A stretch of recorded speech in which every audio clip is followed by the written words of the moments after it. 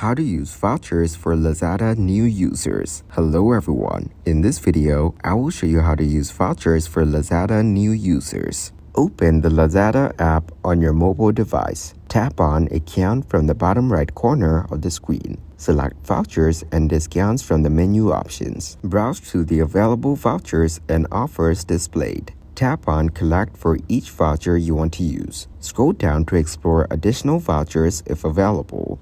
Go back to the main screen and choose a product you wish to purchase.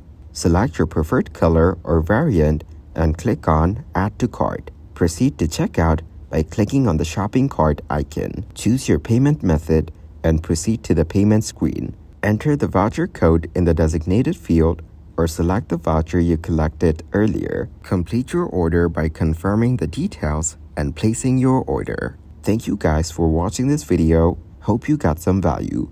Make sure to like the video and subscribe to the channel to get notified of new videos. See you in the next one.